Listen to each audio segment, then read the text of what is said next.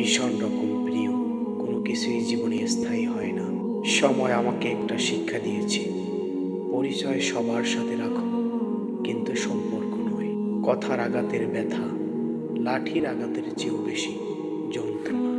কাউকে ঠকানো বড্ড সহজ, কিন্তু ঠকানোর পর যা পাবেন তা হজম করা কঠিন।